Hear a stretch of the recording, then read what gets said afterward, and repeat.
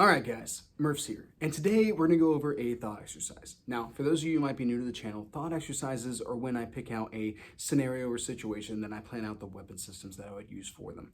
Now, I've been doing this type of thing since I was a kid, and I'll throw in little limiting factors and all that kind of stuff in order to drive me to view things in a new light. The whole idea is that I develop a more well-rounded understanding of different applications of firearms, what might make you drive towards one aspect or feature capability that I normally wouldn't necessarily embrace because it's not something that I do on the day-to-day or have ever done or honestly ever intend to do, but it gives me more information, more well-rounded outlook on things so I can better advise others whenever they ask me questions about it, because inevitably people ask me questions that theoretically are kind of out of my comfort zone, but as it turns out I have an answer for them because I've contemplated them at great length. Now, of course, actual applied benefit of real world experience is much better, but at the very least there's a starting point. I can already be kind of ahead on the overall discussion to give them a direction to go so that they can then figure out the rest for themselves. Now, a lot of these different situations though have also just been stuff to kind of keep myself entertained whenever I've got a lot of time on my hands. So situations could vary from arming a military post World War II, or some stuff that I've done in the past with like a Kentucky elk hunt, which I'll throw in links in the description to those different videos that I've already done on thought exercises if you're part of the very small subscribership that actually really likes these videos. Now today, what we're going to cover is kind of a sniper fantasy. So the mission is going to involve the elimination of a high-value target, in this case a terrorist leader, and is going to involve a 10K walk after a helicopter infil to be able to take a 1 kilometer shot and then a 10K exfil. All right, now I'm going to highlight right off the bat, guys, is that I am not, nor have I ever been, a sniper. However, I have studied quite a few different sniper aspects, and I have a basic knowledge of firearms, some understanding of shooting fundamentals, as well as different aspects like optics and all that kind of stuff. So with this being the case, let's go ahead and outline some of the aspects of our mission planning, because that's going to really drive what it is that we're doing. So where are we going? Well, so let's imagine that we're going somewhere in Southeast Asia, along the very mountainous portion of Southeast Asia, but not necessarily at the highest peaks of like the Hindu Kush or something like that, more at a little bit lower elevation. So our elevation is going to top off at just under 8,000 feet, and the area is going to be categorized by some deep valleys, fairly moderate peaks, and lush apple orchards and stuff like that. Now, we are going to conduct a helicopter infil in this fictitious scenario, a helicopter infil at 03 in the morning. We will then trek the 10 kilometers, which if you're not into metric, that is 6.2 miles roughly, to our shooting position, which has been identified as needing to be 1 kilometer out due to a combination of good cover, distance from the local population, because we still do have to intertwine our way through some villages, as well as enough standoff from the actual target compound, which is regularly patrolled by roving guards outfitted with dogs. So we can't necessarily work in that much closer and have a favorable dynamic across our exfil strategy. Now, we should be in place by roughly 06. There's an expectation that we'll have a 9-hour wait before our target will be on site. The engagement will be conducted, the exfil from that site conducted to the pre-designated HLZ pickup, and exfil will occur at 2300. So we're looking at just under a day-long mission. So that kind of helps us drive the understanding. Now, what are some of our temperature aspects we have to take into account? So I am posting this in September. So that seems to be a pretty good spot to kind of work off of for temperature type aspects. So we're at the waning end of summer. Our temperature will deviate from 48 degrees to as high as 96, and a lot of that's going to depend on elevation and time of day. It could actually wind up being colder if we get up around that 8,000 feet in the middle of the night. So we definitely kind of want to try to stick to a little bit lower elevation to have a better trade-off with heat, but also a little bit higher in order to be able to avoid interaction with locals. Now, what are the locals doing at this point? Well, this is an agricultural region that we're going into, or that we're kind of skirting along the side of. So they will be out in their apple orchards. They will be tending their fields, their potato fields, as well as perhaps moving sheep and goats around. So there's a possibility of running into, young boys herding goats and all that kind of thing. And I mean, they've never been detrimental to a mission before. Now, this will be a single person conducting the operation and taking this shot. And we are not inhibited by any specific military's equipment or anything along those lines, as much as we are inhibited by weight. So what I went ahead and picked out, kind of a number more or less out of the air, was 58 pounds of just stuff. That's not necessarily counting like your boots and your full like loadout on your body and all that kind of thing, as much as it has to do with the things that are going to go into a backpack. Now, this is my 3-day pack for work. It's a mystery ranch bag. That's not what I'm expecting somebody to use on this type of operation, as much as it was something that I could kind of centralize a lot of different aspects that I do have on hand to be able to show you guys as we talk about what's going to go into a bag. I actually think like an Eberly backpack would be much better suited to this purpose overall. Now, also guys, we got a lot of stuff that we got to talk about. There's a lot of numbers and a lot of different like designations and stuff like that I had to remember. So I am going to have to revert to using a list and a handy dandy notebook. So I apologize, but bear with me here. All right, so what are some things that we got to take into account for our loadout? Well, first off, communications. We need to be able to communicate with the helicopter, not just when it comes time for exfil, but also if there's any credible information that pops up during the operation, or if there's some reason that mission has to be aborted prior to, and some sort of arrangement made for a alternate exfil plan. So we're definitely going to need radio communications. We can't have somebody operating out in the field without the ability to be able to call back to hire and let them know if the engagement was successful or if the mission's been compromised or something along those lines. So for that, I kind of had to lean on my own personal experience, guys, because I have a very specific experience with radios, and though I have extensive experience with a specific set of radios, that's pretty much all I got. So there might be better radio systems out on the market, but what I know to be a fairly effective system is the PRC 152 from Harris, which is an excellent little lightweight radio. It weighs about 2.7 pounds. So it's a method. It's maybe not the lightest method overall, but it's at least something that I can visualize and be comfortable with its overall operation. Now, one of the great things about the PRC 152 versus the PRC 148, also known as the M-Bitter, is that I actually find its menu setup to be a little bit easier to negotiate. As much as I never found the PRC 148 to be difficult to operate once you figure out kind of how it works, I find it more difficult to just pick it up and work with it after quite a few years of having not touched one. I've worked with the PRC 152 quite a bit, and even with there being some gaps in my overall radio usage, if I sit down with it for about 5 minutes and negotiate through all of its different settings and, windows and all that kind of stuff, I can figure it out pretty quickly how to be able to program it. So that's one thing that I really like about the 152. And then also with its layout, it's really easy to be able to set it up for different things. Like in this case, I want it set up for SATCOM so that we are not as bound by different aspects of like radio wavelengths and actual projection distance based off of a handheld man-portable radio system, which kind of gets into a matter of radio science that I'm admittedly not that experienced with because I'm not a radio guy, I guess you could say, or like some sort of like expert operator when it comes to radios. But SATCOM, I've historically had pretty good luck with being able to do some pretty long-range communication. So I think SATCOM in this case is an excellent choice. And for this, I managed to find a handheld SATCOM antenna that weighs 1 pound. Excellent. It comes with a whole bunch of different mounting capabilities, which in this case, about the only thing we'd really need is the stake in order to be able to punch it into the ground and make that, communication easier overall. But that's what I'm selecting for that. So now, of course, because one is none, we're going to need additional batteries. So I identified 2 additional 152 batteries to come with us, which come in at 0.86 pounds. All right, so now, since we might be out there for a little bit and there's the possibility of it becoming an overnight operation should things go sideways, we still want to have some sort of shelter capability. So for that, first off, I want to go ahead and identify a lightweight backpack system, or a lightweight, sleeping bag system that is rated to below 30 degrees.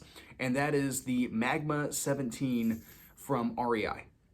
Now, normally I would have it available, however, the wife left it in California, so I'll roll in a picture or something like that for you guys, but she's used it quite extensively and absolutely loves the backpack, and it's a nice lightweight system as opposed to some others that are out on the market. Now, to go along with their shelter capability, because a sleeping bag is all well and good, but it doesn't necessarily keep the elements off of you, or maybe not as well keep the elements off of you. So for that, I went with an old standby. And that being a whoopee. Now, of course, we could pick it in a different, actually useful camouflage pattern, but the poncho liner is a time-honored savior of many a service member, and this would be a fantastic opportunity to be able to utilize this to be able to construct a hasty tent, even if it's just to keep the sun off of us, let alone rain or something along those lines. As well as be able to use it as a blanket if we just needed to quickly give ourselves some shelter out in the field. Now, a poncho would also work in this case. I just didn't have a poncho readily accessible as opposed to my whoopee, and I love my whoopee. So, all right, now, since we will be doing infill at probably the lower end of the temperature spectrum for this operation, especially if we wind up having to stick closer to the higher elevations, we also need to take into account some type of snivel gear. Now, overall, guys, generally, whenever I'm conducting some type of movement, I'm not too terribly worried about the temperature, depending on what the temperature is. So most of the time, movement, and especially if you're keeping a high rate of speed going, you're generally pretty warm. It's when you stop it becomes the issue. So trying to do something for my legs, which would not be easily capable to be switched out of, is not necessarily something that I consider advantageous in this case. However, still keeping some sort of top available is potentially, there it is, very advantageous. And for that, I would select silk weight type thermal layers. So this is something that I can go ahead and throw over my torso. It'll keep you nice and warm if for whatever reason you're taking a break during movement, and then you can take it back off, throw it in your pack, and then be good to go to be able to stay on that forward momentum on mission, get your blood pumping, get warm again. And it's not too terribly heavy.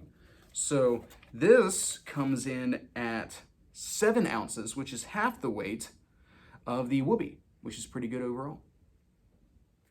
All right, now, of course, we're going to need some type of nutrition to be able to keep ourselves going on this operation. However, we don't necessarily need days worth of food. I myself have always been a big fan of packing kind of light on food, but trying to pick high protein items or high calorie, carb, whatever it may be, stuff that's really packed full of a lot of that kind of like those go juice type aspects to be able to keep your energy levels up to where it is that you need to be. I'm not necessarily going to get fat on these type of operations, but I'm at the very least going to keep the engine running. So for this, I actually spent a lot of time going through our snack drawer from the variety of different camping and hiking type snacks that we have available. And what I wound up selecting was a wide variety of snacks and chewies, including Verb energy bars, some of these Power Crunch protein energy bars, Quest bars, some peanut butter, as well as a little bit of tuna and a plastic fork, some nuts, and candy and stuff like that, just to have some little fast boosts of energy as well. Maybe not necessarily winning any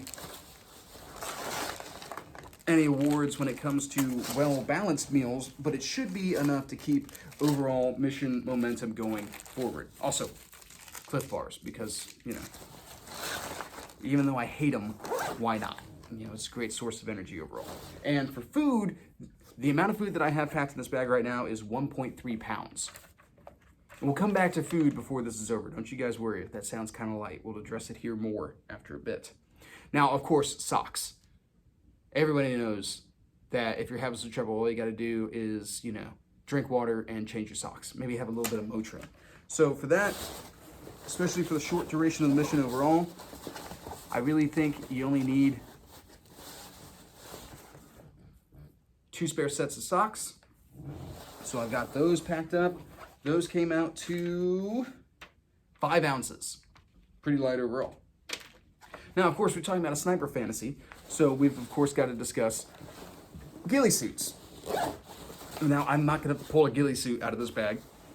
In fact, I pretty much don't think I have anything else to really pull out of this bag at this point. As much as to discuss ghillie suits. Now, ghillie suits are, of course, a suit that is worn by snipers. It utilizes a lot of the local vegetation in order to be able to blend into their surroundings so that they can effectively perform their missions. Creep closer in order to be able to conduct reconnaissance type operations, as well as be the maximum concealed that they can be in order to be able to take their shot and do so without being detected. Now, ghillie suits, as one might not be surprised to find out, are actually kind of heavy and weigh about 6 pounds. And that's before you put a whole bunch of vegetation and stuff like that in them. So right off the bat, that is already a very significant portion of our base weight of the original 58 pounds. Now, water is of course going to be a very critical aspect here. And what I identified that we were going to bring in this case was going to be 6 liters. I, in my own opinion, would bring like a 3-liter Camelback, and then have 3 additional liters of water to be able to refill that Camelback or sip on separately, whatever it may be. Something that was important with food and kind of also comes in with the water bottles as well, is that it's really important to be able to conceal the presence, right? So I don't necessarily want to load this up with a bunch of MREs or like a ramen or something like that that has to be cooked, because that's going to cause its own smells, that's going to bring its own attraction, that's a whole bunch of additional stuff in order to be able to sustain, to be able to eat that food. Whereas if you go with a bunch of protein bars and stuff like that, you can open up the wrapper, eat the bar, and then put the wrapper in your pocket or something like that. You can contain that trash so that you're not leaving any type of trace. And in this case, we're not trying not to leave a trace because of like environmental awareness or anything like that, as much as so that we don't get detected, chased down, and killed by the enemy. All right, so water at 6 liters, we're talking about roughly 18 pounds-ish. Depends, I mean, containers come in and all that, but that's what we're looking at there. Now, let's go ahead and start talking about the weapon systems, the things that we actually came here for. So at this point, I'm thinking a Savage 110 FCP HS with the Macmillan stock, chambered in 300 Win Mag, is kind of the go-to rifle in this case. I actually really like Savage rifles. They are excellent in the accuracy department. I have one that shoots half MOA, so I would imagine that this would be no different in this case, especially when paired with the proper optic for the distance that we're shooting. Half MOA is definitely going to be more than enough accuracy for a 1 kilometer shot. Now, the load that we'll be using out of that is a 210 grain load moving at 3,100 feet per second that a friend of mine actually put together, which is going to be generating 4,000 foot-pounds of energy at the muzzle and still generating about 38 special worth of energy at 1,000 kilometers. Or excuse me, 1,000 meters. Whew, 1,000 kilometers, totally different distance. So that's a pretty good matchup overall. You're still getting a generous amount of power for a still relatively portable weapon system overall. Now, this does load from a 3-round box magazine, detachable box magazine. I would suggest having 2 of these available and roughly 8 rounds of 300 Win Mag overall. So the rifle itself weighs 9 pounds. Then we hop into the optic, rings, and the 20 MOA riser. So at this point, we're looking at a Vortex Diamondback 6-24 by 50 millimeter first focal plane optic, as well as some Vortex rings, and I can't remember where it is that I selected a 20 MOA riser. It doesn't really matter in this case. So with all that stuff combined, that is 27.4 ounces added to the rifle. Now, and also in order to be able to help disguise ourselves to the enemy, we also want to work with a suppressor. So for this, we're going to go with the Dead Air Sandman, which weighs in at 17.7 ounces. Now, of course, in order to be able to make sure that we identify the actual distance to the target so that we can dial in our dope appropriately and try to get the highest probability of first round impact, we want to go with some sort of rangefinder. So for this, I selected the Leopold RX 1400i which is a lightweight option coming in at 5.1 ounces. Now, to be able to stabilize our rifle, we need a bipod, of course. A Harris bipod weighs 13 ounces, very common selection for this type of rifle, as well as the Crosstack ultralight squeeze bag to go underneath the stock and help the shooter really be able to lock that rifle in, which weighs 0.68 pounds. Now, to help us not have to just sit there and stare through the rifle scope the entire time while we wait for the enemy to come into our crosshairs, we also want to go ahead and work with some binos. And for this, I picked out the Vortex Kaibob 18 by 56 binoculars, which weigh in at a whopping 11 ounces. That is super lightweight, guys. If you're looking for lightweight binos, you should totally check those out. They're not inexpensive, but that is like a third of the weight of a lot of comparable magnification binoculars out on the market right now. So that's pretty good. That's really hard to overlook. Now, of course, we're gonna need an IFAK in case of, bullet injuries or slips, trips, and falls and all that kind of stuff. So for that, I picked the North American Rescue Mini, which weighs in at 13 ounces. And then we also need to go ahead and discuss our personal defense weapon system, because as it turns out, if fighting were to become closer for some reason, a sniper rifle is not an effective use for that type of fight. So for this, I actually went back and forth on a lot of different options, and I was looking at the remaining weight that I had to try to decide what to go with. Do I try to pick out a rifle and a pistol and wind up going with less ammunition for both, or do I pick a single lighter weight option, like just a handgun and a bunch more magazines in order to be able to maintain the fight? And there's a couple of things that come through at this point for this discussion overall. One, handguns are terrible in a fight. And if you're working by yourself, in this case, you should be trying to break contact. You shouldn't be trying to stand toe-to-toe with somebody and actually fight it out with them. You just need the capability to be able to lay down rounds to be able to get them off of you. Now, of course, the larger weapon system you go with, the longer you can engage them in order to be able to keep them at a greater distance from you. If you wind up going with the handgun type thing, you're really talking about some very close range engagements, and that's not going to be beneficial for you trying to escape. So I kind of kept playing this dynamic back and forth until finally I realized that I needed to kind of step out of my comfort zone and start embracing other systems. I'm sitting here thinking I can only go with like a 5.56 or 300 Blackout, or a 9mm or a 40 Smith & Wesson or a 357 SIG handgun. Why am I not looking at submachine guns? There's quite a few options there. I get higher capacity. Yeah, it's a lighter caliber, but I also get 3 points of contact and the capability to be able to utilize full automatic fire should the situation become that dire. And if I go small enough in a submachine gun, I kind of get some of the portability of a handgun with the 3 points of contact of a rifle. So for that, very long, drawn-out story in order to tell you, for that, I selected the MP7 A1. Which, with a loaded 20-round magazine, weighs in at 4.89 pounds. And I also selected to go with the Aimpoint T2 and Scalar Work mount, which comes in at 5 ounces. So, with that, 2 additional magazines of 4.6 by 30mm cartridges, my weight comes out to 54.8 pounds. Now, as we can see, now that I've identified all the things, I've got a little bit of flexibility here, where I can add a little bit more water, or I can add a little bit more food, or I can add a couple more magazines, because at this point I'm just carrying like 4 magazines. Yeah, 4 magazines of 4.6 by 30mm. This type of stuff, I could add in 1 or 2 more magazines and maybe a couple more like Cliff Bars, or maybe something a little bit more substantial, like some more tuna or something like that, in order to be able to round out to that 58 pounds that I set as the limit. Now, the goal is not necessarily to reach the limit as much as to see how close I get to the limit and see if there's maybe some items that are still fairly lightweight that I want to go ahead and incorporate to make the mission a little bit more successful or a little bit more bearable while I conduct it. In this case, I think food and ammo are the things that I want to add. Maybe some more 300 Win Mag, but probably definitely at least 1 more mag for the MP7 and a couple more Cliff Bars or something like that in order to keep me going. Honestly, probably tuna and some like beef jerky or something like that. Some more like, protein rich type items to keep me going overall. All right, guys. Now, in order to help me with this overall, I'll go ahead and roll in the link to the website that I used in order to be able to track what it was that I was putting in my pack and kind of have this real world view of how much weight it was that I was going to be pulling. I actually found it really handy. So if you're looking to, plan a sniper mission or just, I don't know, go on a hike, this would be really handy for you to use in order to be able to plan out the process overall.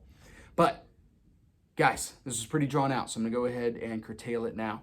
I hope you guys found this interesting, and that's pretty much what I got. So have a good day.